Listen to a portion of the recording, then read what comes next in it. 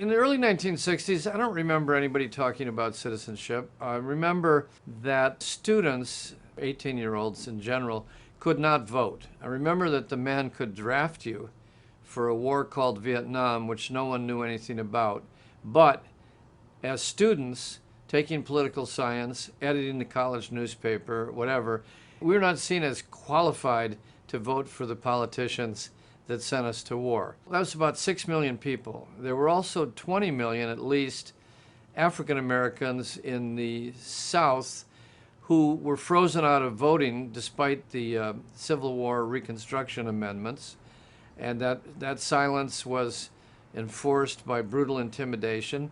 And there were Mexican and Filipino and other Asian farm workers bringing food to our table who couldn't vote. Most of those movements were about voting rights, which are thought to be inherent in citizenship, without which citizenship is meaningless. But people weren't saying, I want to be a citizen so much as, I fought in the Korean War, I want to vote before I die. That kind of language was used.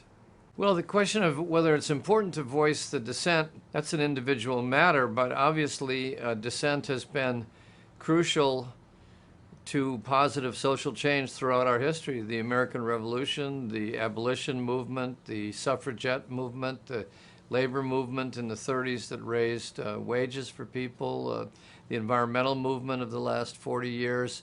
All of these have brought about significant changes. The resistance to the military draft, the opposition to the Vietnam War, the uprising against Richard Nixon's abuse of presidential power. Where would we be as a country without that kind of dissent?